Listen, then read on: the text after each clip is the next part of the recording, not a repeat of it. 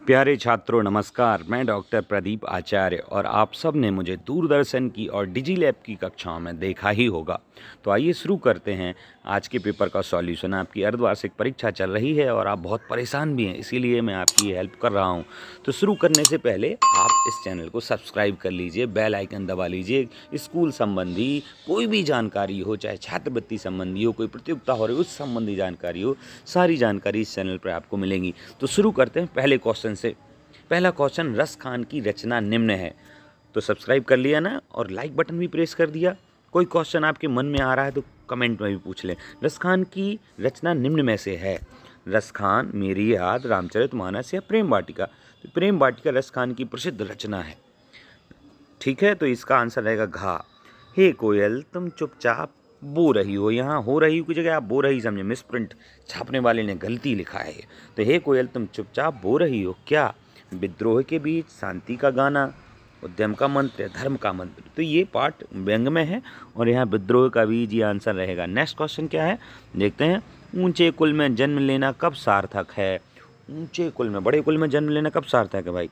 जब आप शक्तिशाली होने पर, धन्यवाद होने पर, प्रभावशाली होने पर, ऊंची करनी करने पर। जब आप अच्छे काम करें तभी तो सार्थक होगा ऊंचे कुल में जन्म लेना। तो इसका आंसर होगा 4। नेक्स्ट क्वेश्चन क्या है देखते हैं।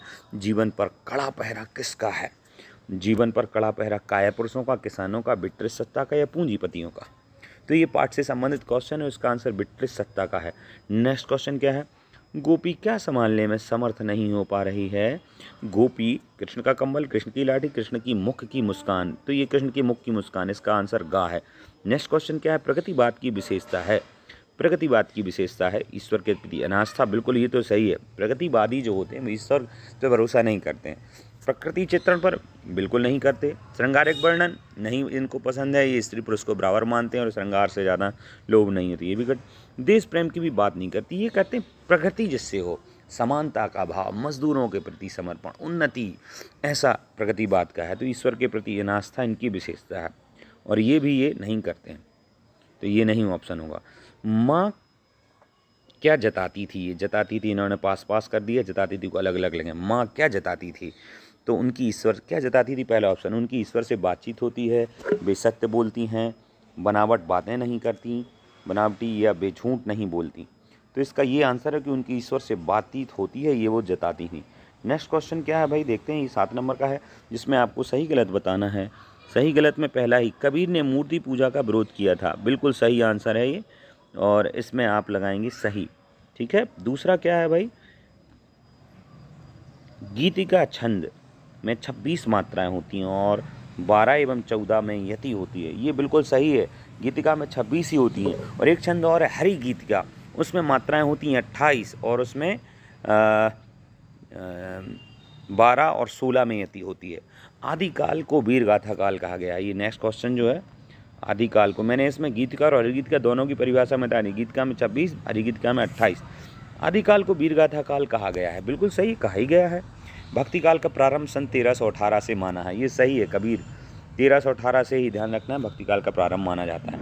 आधुनिक काल के अंतर्गत छायावाद, प्रगतिवाद आते हैं। हाँ बिल्कुल, आधुनिक काल के अंतर्गत भारतेंदु योग, छायावाद, प्रगतिवाद आदि आते हैं, ये सही है।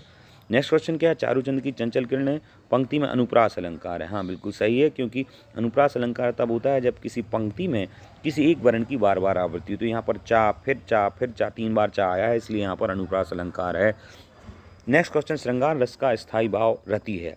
जो 9 रस हैं उनके 9 के 9 रसों के स्थायी भाव होते हैं। जैसे वीर रस का स्थायी भाव है उत्साह, हास्य रस का स्थायी भाव है हास। तो आपको 9 के 9 रसों का स्थायी भाव पता होना चाहिए। श्रृंगार रस का स्थायी भाव है रति। नेक्स्ट क्वेश्चन देखते हैं क्या है।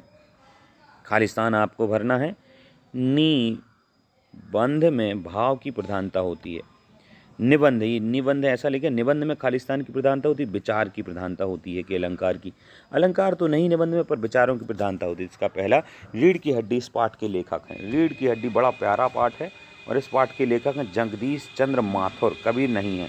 Next question. विज्ञापन और प्रसार के सूक्ष्म तंत्र हमारी खालिस्तान बदल रहे हैं। तो क्या बदल रहे हैं विज्ञापन और प्रचार के सूक्ष्म तत्व, हमारी धार्मिकता या मानसिकता? तो मानसिकता को बदल रहे हैं। नेक्स्ट क्वेश्चन, हमारी नई संस्कृति खालिस्तान की संस्कृति है, अनुकरण की या बड़प्पन की? तो अनुकरण की संस्कृति है, याद करने भी वाली बात है और ज़्यादातर हम बड़े लोग कैसा करते हैं वैसा ही बच्चे करने लगते हैं, तो अनुकरण की संस्कृति बिल्कुल सही ऑप्शन है। नेक्स्ट क्वेश्चन, रीढ़ की हड्डी यह एकांकी खालिस्तान की समस्या पर आधारित है। रीढ़ की हड्डी यह एकांकी खालिस्तान की समस्या पर आधारित है, वैवाहिक जीवन या वैवाहिक? दोनों ही ऑप्शन दे दिए हैं, समान है, तो इसमें आपको ये नंबर ऑलरेडी मिल गया। रीढ़ की हड्डी जो है जगदीश चंद्र माथुर की वैवाहिक जीवन पर ही है। गोपाल दास जी आदि उसमें जो पार्ट्स हैं। अकेलापन का खालिस्तान ही कुछ और है, मजा या सजा? अकेलेपन की सजा कुछ और है, मजा है, तो यहाँ पर मजा सेट हो रहा है, मजा इसका आंसर है। उपभोक्ता संस्कृति किसको हिला रही? ये संस्कृति की विशेषता है उपभोक्ता, तो उपभोक्तावादी संस्कृति किसको हिला रही है? कला संगीत को या फिर सामाजिक नींव को? तो इसका आंसर है सामाजिक नींव को उपभोक्ता संस्कृति हिला रही है। ठीक है, नेक्स्ट क्वेश्चन है सही जोड़ियाँ मिलाना है आपको। तो ये इस पक्ष को सही जोड़ी मिलाने का सबसे अच्छा तरीका, पहले दोनों पक्ष को अच्छे से पढ़ें। यथा को देखें, नष्ट करना, प्राचार, क्रिया, अव्ययी भाव या अव्यय। तो यथा एक अव्यय, तो इसकी जोड़ी मिलेगी अव्यय से। खाक में मिलाना एक मुहावरा है, तो खाक में मिलाना की जोड़ी शुरू से देखते हैं। नष्ट करना, हाँ बिल्कुल इससे जोड़ी इसकी मिल रही है, और यथा की जोड़ी किससे मिल गई? अव्यय से। अब प्राउपसर्ग देखते हैं, नष्ट करना है प्राचार, तो प्राचार में प्राउपसर्ग, इसलिए इसकी जोड़ी इससे मिल रही है। अन्वेषण, नष्ट करना की मिल गई, प्राचार मिल गई। क्रिया, अव्ययी भाव, अव्यय खोजना, तो अन्वेषण की जोड़ी खोजना से हो रही। सकर्मक अकर्मक, ये दो मिलकर क्रिया से होती है, तो इसका इस प्रकार जोड़ियों को करने का तरीका है, एक तरफ का कोई एक शब्द लो और फिर पूरे में ढूंढना उसे, तो इससे कम टाइम लगता है। निर्जन, अब जो बचे हैं उनमें देखें, निर्जन जो बचा है वो है अव्ययी भाव। तो निर्जन में अव्ययी भाव है क्योंकि इसमें निर उपसर्ग पूर्वक जन है। अव्ययी भाव समास की विशेषता है कि इसमें पहला शब्द अव्यय होता है और अव्यय उपसर्ग आदि ये सब अव्यय होते हैं, तो निर एक उपसर्ग है, तो इसमें अव्ययी भाव समास होगा। जी भर मात्रा, ये क्या है? ये निपात कहलाते हैं, जो जोर आदि डालने के लिए वाक्यों में कुछ स्पेशलिटी डालते हैं तो वो निपात कहलाते हैं। तो साथ में की जोड़ी साथ में की अंत से ही बनेगी निपात से। इस प्रकार सही जोड़ी ने की। अब हम एक शब्द वाले आंसर्स देख रहे हैं। पहला ही क्वेश्चन क्या दे रहे हैं ये, गरीब आदमी का क्या नहीं करना चाहिए? क्या नष्ट नहीं करना चाहिए, शमशान या घर? तो ये पार्ट बहुत अच्छा है, उसमें शमशान आंसर है कि कम से कम शमशान उसको मरने तो सुख से दो, तो ये शमशान इसका आंसर है, ये लेखक के अनुसार है। अगला क्वेश्चन क्या है, माटी वाली के पास सोचने का वक्त नहीं है। क्या सोचने का वक्त नहीं है? अपने भाग्य के बारे में एक शब्द में आंसर देना है या जल के बारे में? तो अपने भाग्य के बारे में सोचने का भी वक्त से नहीं, कितनी बड़ी बात है। कृतिका एक खालिस्तान खंड की पुस्तक है। कृतिका किस टाइप की पुस्तक है, पद्य खंड की या गद्य खंड की? तो गद्य खंड की पुस्तक है।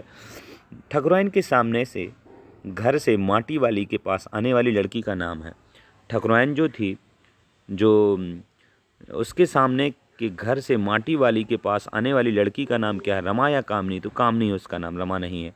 नेक्स्ट क्वेश्चन क्या है देखते हैं, माटी वाली इस कहानी में कहाँ के बांध की चर्चा है? तो ये आपने सुना होगा, बहुत प्रसिद्ध बांध टिहरी का बांध, तो माटी वाली में टिहरी बांध की चर्चा है। विवाह को बिजनेस कौन मानता है? तो गोपाल प्रसाद जी विवाह को बिजनेस मानते। इस प्रकार से क्वेश्चन देखे, आगे जो डेस्क्रिप्टिव बड़े क्वेश्चन उनको भी मैं बताऊँगा, तो इस चैनल को सब्सक्राइब कर लें और वेट करें अगले वीडियो की। नमस्कार।